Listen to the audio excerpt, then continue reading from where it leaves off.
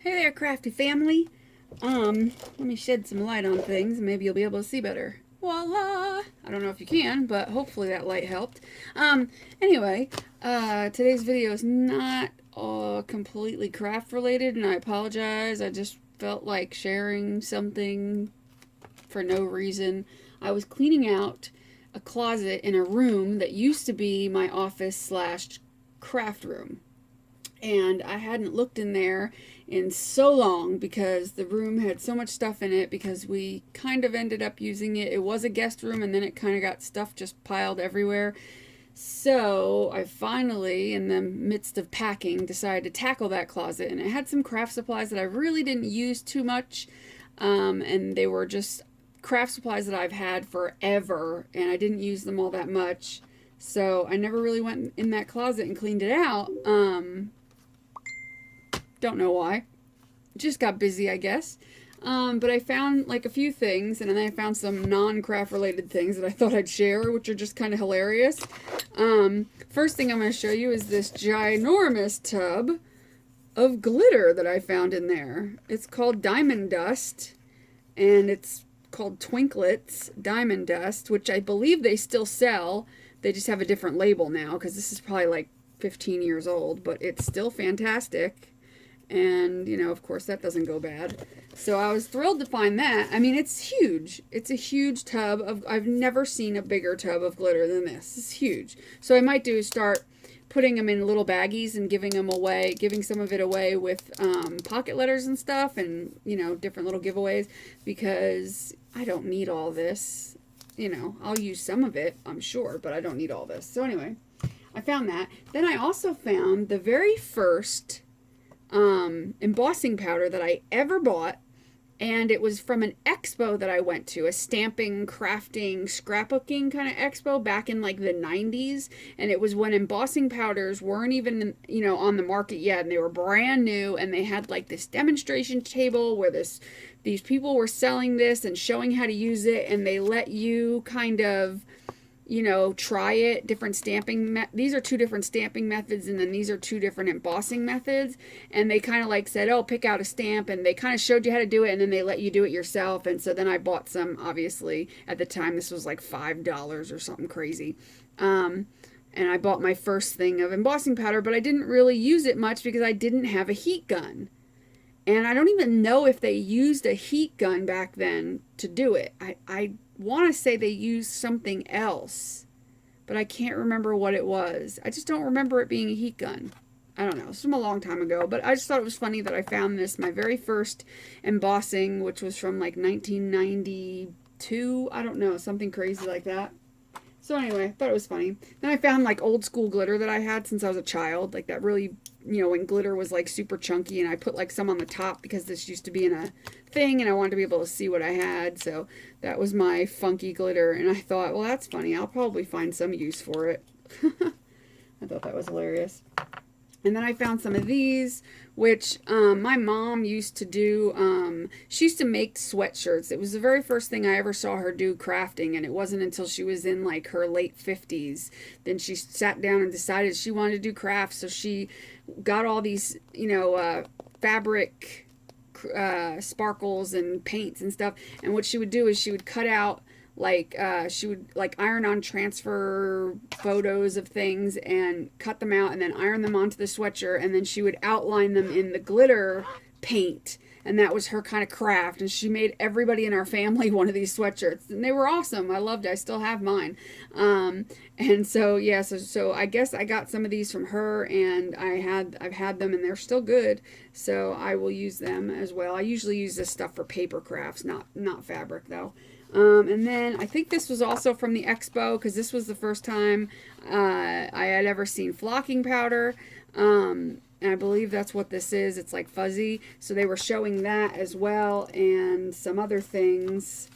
And then these are just random cutouts that I had made years ago, and they got some water damage on them, but I still think they look kind of cool. I don't even remember what these were from, but I thought they were kind of cool.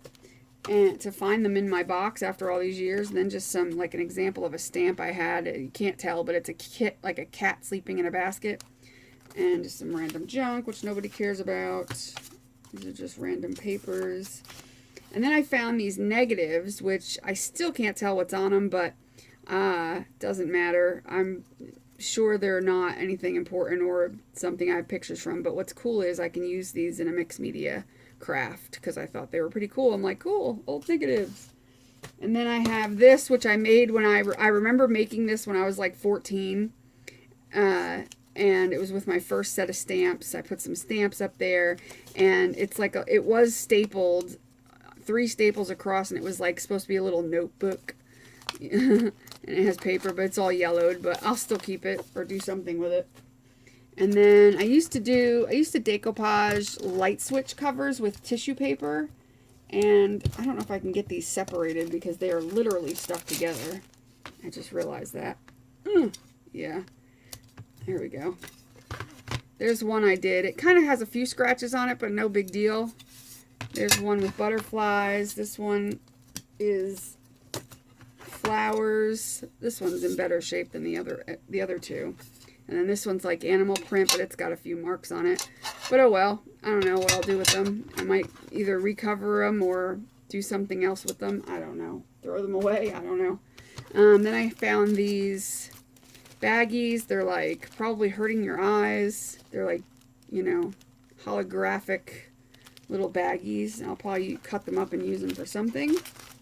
And I found these wood samples that I will probably use for something because I like using all kinds of junk. And then I found my Lisa Frank. I have all my Lisa Frank stationery stuff that I had from when I was like 14, 13, you know, in that area. I still have what's left of it, and there's quite a bit left. And this, I have a lot of it left because, or at least some of it left because I didn't really use a lot of it, but it's the little cats playing on like piano keys tape. And I've had that forever. It's like the first washi tape ever made was by Lisa Frank. It's got like hair all over it. So I'll keep that around. It's still sticky and everything, so I'll probably use that for something. And then I found an old Tic Tac container with some gems on it, so I'll put those in with my other gems. Some old 3D glasses from something I must have had, I don't remember. And I think that's it from there. And then I found in a basket. Do you remember these things? These little micro cars, and like the bottom of it, you know, when you take the top off, you take like the antenna out of here and you twist it into the top here, and then that's your remote control for it. Unfortunately, I tried charging it. It doesn't work. I had a feeling it didn't because I seem to remember it not working. Something was wrong with it, but I don't know why I held on to it. But I loved this thing. I like torturing my cats with it, especially. That was so fun. So I'll probably just toss this because it doesn't work. But I hate doing that because I wish I can find another one of these. I would love to have another one. They don't sell them anymore for some reason, or at least I haven't seen any. If you know of anywhere to get these, I would love to get another one because I had a blast with this thing. And then something I made a long time ago I found in that closet. I had an old piece of material that was from like a curtain. It was just like a remnant little piece of material, and I made this. It was like one of the only things I ever used a sewing machine for. I made this little purse, and it looks, you know, it looks fantastic. It looks professional from the outside, and then you open it and realize that I didn't know what the hell I was doing. And I didn't know how to properly do a buttonhole, so I cut the buttonhole. I put the button on, but I didn't know how to finish off the buttonhole. So I never did, and maybe I'll learn. And then the inside, I tried to line it. I did an okay job, but you can like see the seams. I just wasn't very good at sewing. But, you know, it looks cool. I like it. It's really pretty. It's very shabby chic looking, and the colors are just gorgeous. I don't know if they're picking up. It's like a blue with like a gold background, goldish background, but it's gorgeous. And so I'm glad I found that because it just made me like go, oh yeah, I remember that. So I found that. And then I've got a basket of stuff down here that I found, and I'll show you. Does anybody remember those? Travel Bingo. They had them out in the 80s when I was a kid, and then you didn't see them for a long time. And then around like the mid 90s, they came back in certain stores and stuff. So I had bought these back then, and just to have, because they were reminiscent of my childhood. And then everybody's gonna remember this dude. I mean, seriously, this was probably the most fun toy I ever had as a kid. I used to love pulling the little magnetic little pieces of metal or whatever up and making his hair and giving him like a mohawk. It was hilarious. I love it. And then giving him a mustache, giving him like a Fu Manchu. I don't know, it was hilarious. I love this thing. I still have it. The magnet didn't get lost. So the only thing that happened is it got a little dog-eared on this side, I guess you call it, whatever it is when the cardboard bends up. But otherwise, it's in great condition. I love it. I'm so happy I found that. And then I found this game, which everybody knows what that is. And I remember this one getting chewed up by my puppy at the time. So this one's kind of wonky. But yeah, this is that game where you have to jump the pegs. And I thought I had all the pegs. Am I missing one? Oh, crap. I'm missing a peg. That's okay. I'm missing a peg, but I can make something to make into a peg if I wanted to. But I've mastered this at some point. I knew how to do it where I only left one peg and all that. But yeah, I love this game. I used to love it when you'd find it in a restaurant at your table and everybody in the whole family would try to do it, you know? That was fun. And then I found jacks that I had probably since I was a kid. The ball isn't here, but the jacks are here, which I thought was cool. I'd love to use these in a project somehow, like a mixed media project. I may do that. So I found those. And then I found my yo-yos, which the other ones I put somewhere else. I don't know what the heck I did with them. I put them somewhere else, but I have a giant array of yo-yos because I used to love to yo-yo, and I was pretty decent at it. I wasn't great, but I was pretty decent at it. So I've got a lot of yo-yos. This one was a promotional one from Linens and Things, but I actually have a pretty expensive couple yo-yos that were like $15 and $18, which back then was pretty expensive because, you know, those were like the professional yo-yos. This one's just a cheapo one, but I do have somewhere. I don't know what the heck I did with them. I just had them not long ago. Anyway, not that anybody cares about that. Then I have like my old like bean stuffed or sand stuffed gecko dude that I had gotten back in the 90s. He was funny. And some old glow sticks, which I'm curious if they actually work. They probably do, because they haven't been snapped. So I bet you they do work. I'm not going to worry about it today, but... And then I found my Pogs, but where the rest of them are, I don't know, because I just had the rest of them. And that's what I wanted to show you, too. Shoot. I have a lot of Pogs. I'm sure anybody from the 90s remembers what Pogs are. If you don't, you know, it's a 90s thing. So, but they were like the Pogs, and you did the thing where you flipped the thing, and yeah, it was a game. I have about 400 Pogs. This is just a little sample pack that I had won at a little, it's called Coin Castle, and it was like on the boardwalk, like a game place where you can win with the grabby. It was either with a grabby tool I won it or with tickets, but I do have my other Pogs. If I can find them, I'll take a picture and put them on the end. They're somewhere around here because I seen them earlier. But yeah, I have a lot of Pogs. My old keychain I found from when Y107 New Country was a country station up north. And this braid, this ugly ass braid that I had on my keychain forever. Not that you care about any of this. And then the only other thing, well, there's a couple other things, but there's this fish. It's like made of stone. And it's like two fishes. That was a necklace I had. I figure I'll use that for some sort of craft. Then I found a whole bunch of these little mini cassette tapes, and I'm not sure what's on them. I want to say that I think maybe I've got answering machine messages on here. But it'll be fun to eventually see if I can listen to them and see what they say. Then I had gotten this, like, it's an antique cigarette holder thingamabobber. You put a cigarette in there and it's like fancy. I had gotten that either at an antique shop or a flea market or something for, you know, $5, and I thought it was the coolest thing. So I had bought that, and I found that. And then I have these from when we used to go to Atlantic City years ago and stuff. So I've got like some casino chips, which I like to keep. And then I've got something that I have had since I was about 8 years old. This little rock, and I think that's a, I can't remember the name of it, a quartz or something, crystal. Me and my little friend used to go back behind the house, and there was a whole bunch of rocks, and we'd always take the rocks and bang them onto, or like throw them onto a huge rock and see what was inside, because we swore we were going to find fossils, and sometimes we did. But we were breaking rocks, and I found this, and I was able to chip it away from the rest of the rock, and it was just this like peach colored kind of quartz. And I've had that ever since I was about 8 years old. I kept it in this little pouch that I had from something else, in this little thing. I don't remember where I got this, but I kept it in here all these years, and I've had it forever and ever and ever. And then this necklace, I don't remember where I got this necklace from, but it's whatever it is, it's like, I don't know, it's some sort of stone or shell or something, but I thought it was cool. And I was like, well, I like that. I'll probably still wear that because it's pretty.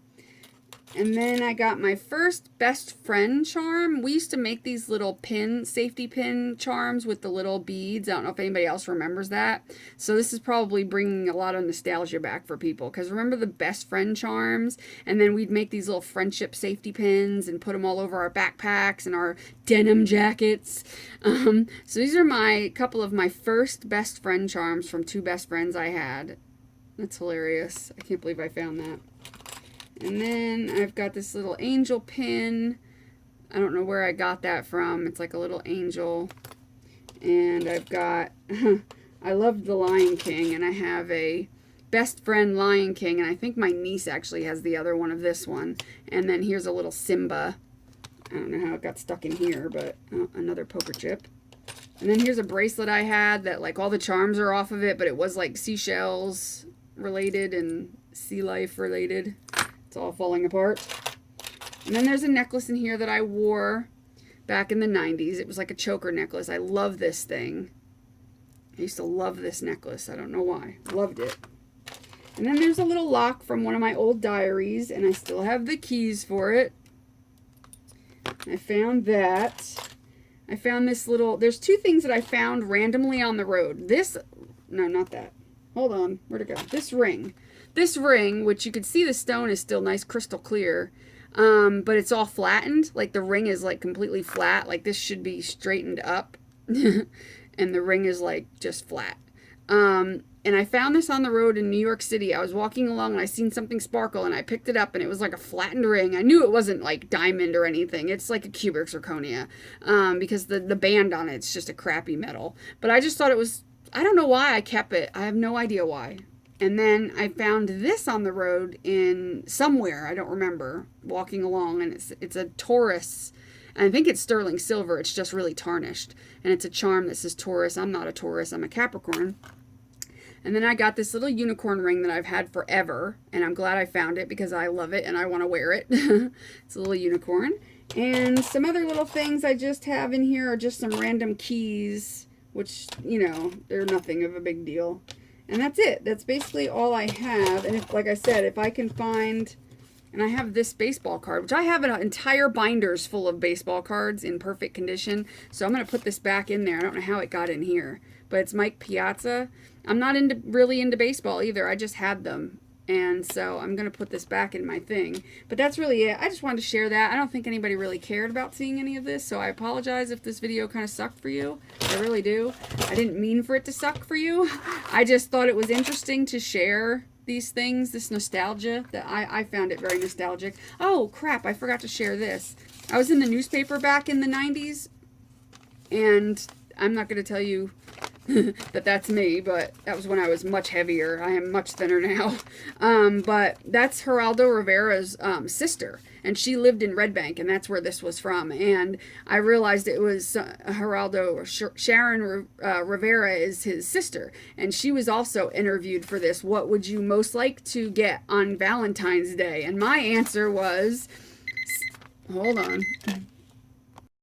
My answer was, some jewelry would be nice, would be a nice Valentine's present, or maybe a stuffed animal. Any of those traditional things.